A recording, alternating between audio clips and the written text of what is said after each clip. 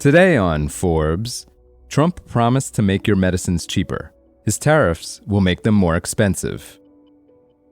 During the recent presidential campaign, President-elect Donald Trump repeatedly promised to lower drug prices, to the point where he falsely claimed credit for capping insulin prices, a policy actually enacted by the Biden administration.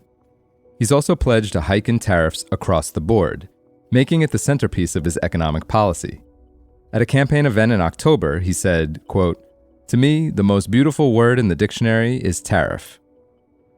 But Trump can have one or the other, not both. And if his incoming administration succeeds in enacting the tariffs he's touted on the campaign trail, the end result will be higher drug prices for consumers and a slowdown of innovation in developing new therapies. Trump has promised a tariff between 10 to 20% on imports from most countries, with tariffs on Chinese goods at a minimum of 60% and tariffs on Mexican imports ranging from 25 to 100%.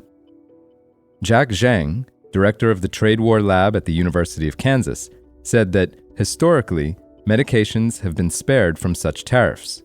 But this time around, Trump's proposing a universal tariff that would hit pretty much everything. The United States imports about $10.2 billion a year worth of pharmaceuticals from China alone, according to the Atlantic Council. That means heart medication, cancer treatments, and antibiotics, as well as over-the-counter pain relievers like ibuprofen and cough syrup, will all be more expensive with universal tariffs. Even domestic manufacturers rely on global supply chains, in particular for active pharmaceutical ingredients, also known as APIs. Here, tariffs would have an even bigger impact, as an estimated 72% of APIs in the US market are manufactured overseas, 13% of which come from China, according to USP. Beyond that, many of the key raw ingredients for those APIs are produced in China, per a 2022 report from Nikkei Asia. Mariana Sokal, associate professor at the Johns Hopkins Bloomberg School of Public Health, told Forbes, quote, "Drug supply is not easy to change overnight." As an example, just shifting from one production facility to another requires FDA inspections and approvals. Sokal added, quote, "These are things that take a long time to materialize, if ever.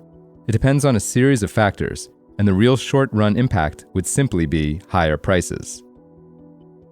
If such a shift occurs, it's more likely that production would move from a higher tariff area like China to a country that has a lower one, like India, not back to the United States. And Trump's last round of tariffs during his first administration, which Biden continued, didn't work as hoped.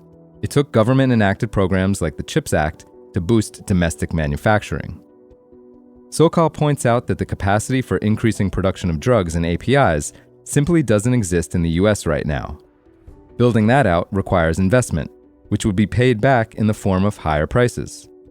And establishing it in the United States is expensive enough that simply paying the tariffs may prove more cost-effective when it comes to the low-cost generics produced overseas in China, India, and Mexico. She said that patients will simply, quote, "face higher prices for the same product, with no change in the quality or supply or anything." Tariffs may also undermine new research and development in the pharmaceutical industry, because increased costs across global supply chains means less resources.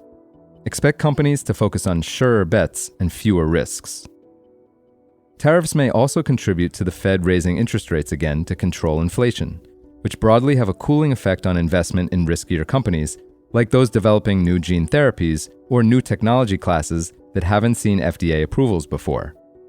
Similar raises during the Biden administration forced a slowdown in biotech investment that a JP Morgan report projects will bounce back in the fourth quarter this year, in part due to interest rate cuts.